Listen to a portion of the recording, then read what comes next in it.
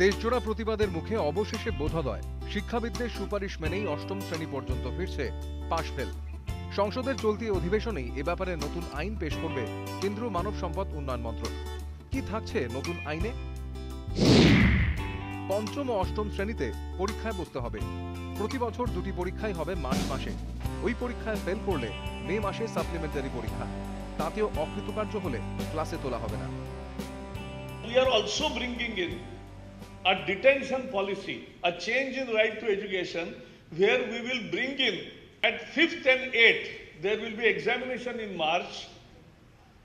After the March examination, if those students who fail will be given another chance in May. নতুন নিয়ম চালুতে সব রাজ্যের সহযোগিতা চান মানব সম্পদ উন্নয়ন মন্ত্রী।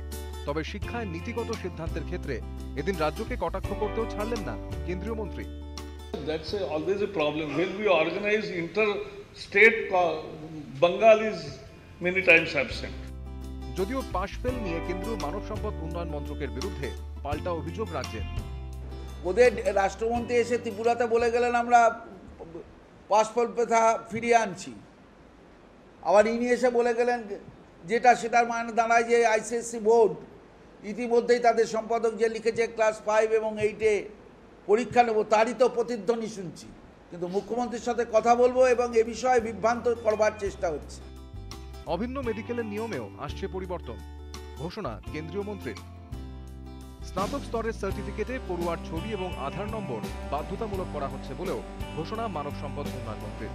কিন্তু কিভাবে তা কার্যকর করা হবে তা অবশ্য স্পষ্ট হয়নি মন্ত্রীর কথায়।